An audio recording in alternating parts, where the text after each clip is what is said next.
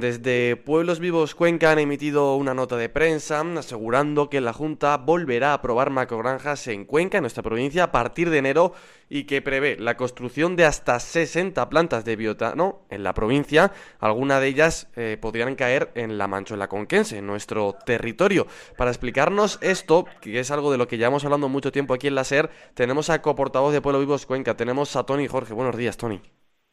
Buenos días. A ver, Tony, ¿por dónde podemos empezar? ¿Qué es lo que denunciáis a Bueno, través desde esta nota de prensa acerca de esa modificación que ya hemos hablado con anterioridad? ajá.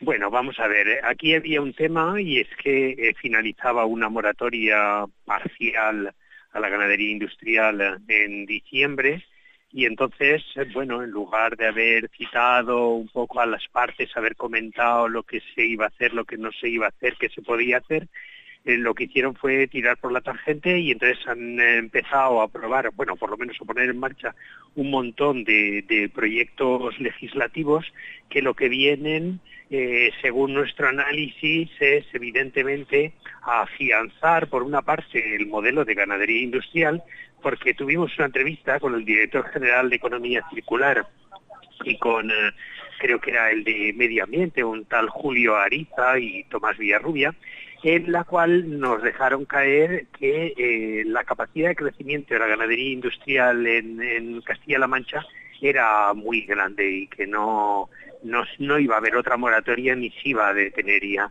Y además nos deslizaron que, bueno, estaba en marcha un proyecto, un plan regional de biometanización que, según ellos, iba a poner fin a todos los problemas, ¿no? Ujú. Entonces, por una parte, bueno, sí, evidentemente han reconocido el problema de los nitratos porque no han tenido más remedio, porque mira que llevamos tiempo denunciándolo, pero al final ha tenido que venir una sanción de la Unión Europea para tener que hacer algo, ¿no? Entonces, como hay que hacer algo, pues tenemos que aprobar un paquete legislativo en el cual se incluye un decreto de purines, se incluye un plan regional de biometanización, se incluye un cambio en la ley de proyectos prioritarios, de los criterios en la ley de proyectos prioritarios, y luego de rebote también una ley de simplificación de medidas administrativas y también un cambio en la ley de evaluación ambiental. Es decir, todo esto, estamos hablando de un plazo de mes y medio que nos han bombardeado, porque claro, si quieres participar, pues los plazos para poder estudiar y alegar han sido muy cortos, es decir, ha sido un bombardeo total, ¿no? Entonces, bueno, si vamos por partes, lo que es el decreto de purines, Sí. evidentemente está hecho a medida, totalmente a medida de la industria, de la ganadería industrial, de la industria del porcino. ¿Por qué? Bueno, pues en primer lugar pretende poner coto al tema de los nitratos, que siempre han negado que existiera o que tuviera una relación con la ganadería industrial, ¿no? Ujú.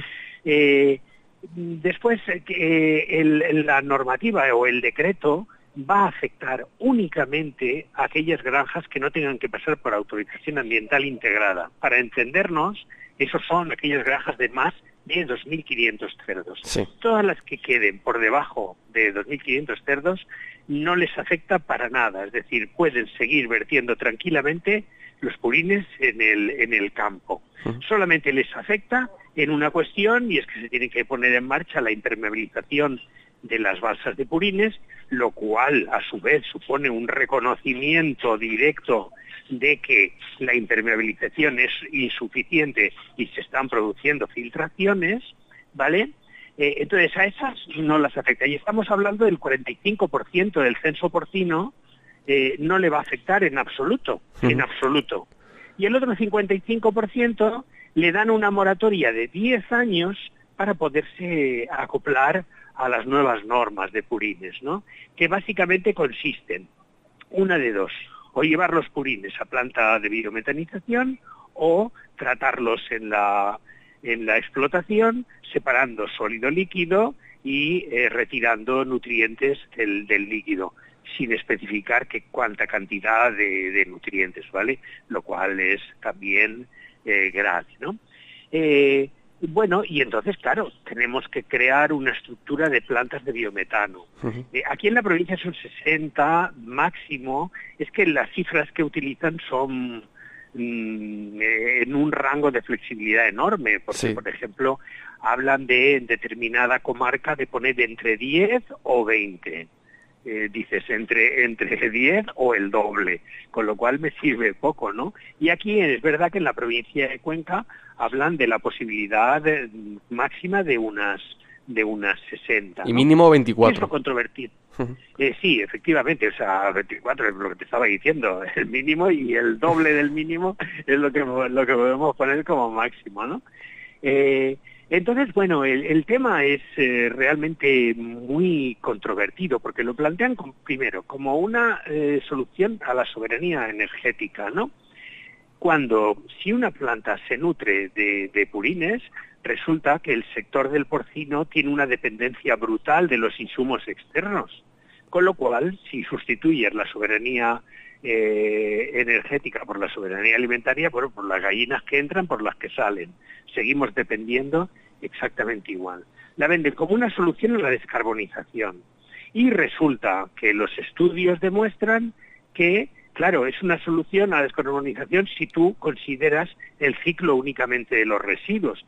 Pero resulta que hasta que esos residuos llegan a planta, han seguido un proceso desde el cultivo hasta la transformación, etcétera, etcétera, que es precisamente el que consume el 90%, el que emite el 90%. O sea, con lo cual en los residuos emiten solamente el 10%. Con lo cual no vamos a descarbonizar porque vamos a reducir las emisiones en un 10%, lo cual es ridículo, ¿vale? Luego hay otro tema y es que dicen, tenemos un problema con los residuos y hay que hacer algo. Y lo que vamos a hacer son las plantas de biometanización. Ellos estiman que tienen 15,7 millones de toneladas de residuos, lo cual puede ser bastante aproximado, ¿no? Pero luego pasan por alto lo que ellos mismos plasman en los datos, y es que el 70% de esos residuos son de ganadería industrial. Con lo cual, fíjate un poco la paradoja, es decir, no tenéis un problema con los residuos, tenéis un problema con la ganadería industrial. Y si sigue creciendo, seguirá creciendo el problema que tenéis con la ganadería industrial. Al final la pejadilla que se muerde la cola.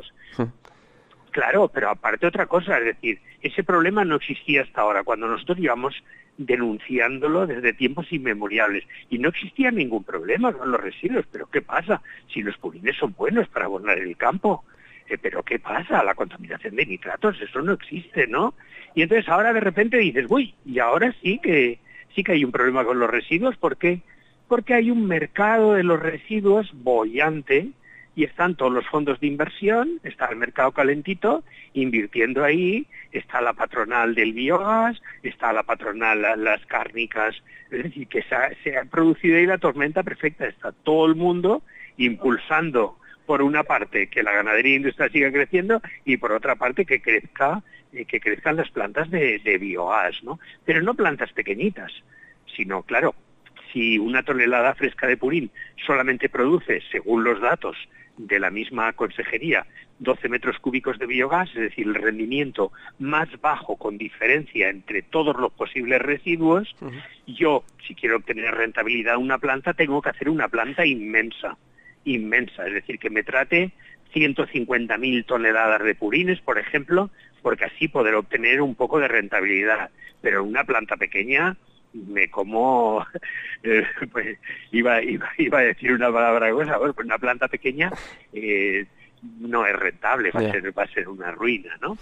Con lo cual, un poco es todo el tema, es un tema muy complejo, porque nosotros siempre habíamos defendido las pequeñas plantas de biogás como una solución buena para determinadas comunidades agroganaderas, pero claro, no este modelo. Aquí han puesto enseguida la mano Naturgy, Repsol, es decir, las responsables del calentamiento global, del cambio climático, ahora invierten en esto, porque es un mercado del futuro, ¿eh?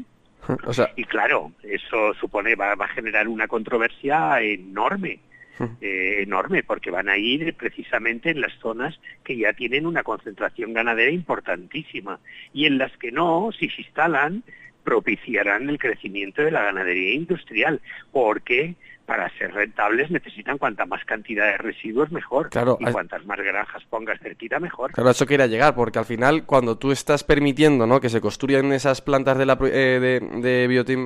biometanización, estás llamando a que vengan macrogranjas. Pues sí, claro, tú imagínate que yo tengo 3 granjas en un sitio, que pongo una planta de biometanización que va a tener también otros residuos y tal. Si en una zona con alta concentración ganadera no está recomendado el poner más granjas, sí, teóricamente se tiene la solución, que es que los purines van a ir a planta, pues mano libre a más granjas, como si el único problema que generan es el de los nitratos.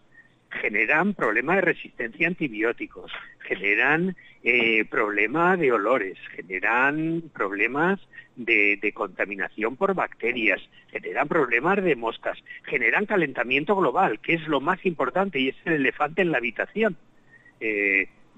Claro, entonces ese va a ser el resultado, ni más ni menos. Pero claro, tenemos una consejería totalmente, absolutamente, y siempre lo ha estado, alineada con los intereses del sector del porcino, con las cárnicas. Su buque insignia es Incarlotsa, y ahora también alineada con los intereses del lobby del biogás. Con lo cual, es lo que te decía, ¿no? Han hecho un proceso de participación pública en el que estamos convencidos de que no nos van a hacer ni puñetero caso. Es decir, lo han hecho porque lo tienen que hacer, pero esto no es una decisión técnica, es una decisión meramente política y económica. Y aquí la ciudadanía estamos para patalear, y poco más. Bueno, pues yo creo que nos ha quedado claro, ¿no? A pesar de ser un tema complejo del que llevamos hablando muchos meses aquí en Radio 90, Tony, creo que más o menos, bueno, más que menos lo has explicado bien, porque esto va a traer cola, esto no se cierra aquí, esto va a tener más notas de prensa, va a tener más noticias, así que gracias por pasarte por aquí para explicarlo y nos escuchamos dentro de poco, Tony. A vosotros, muy bien, hasta luego.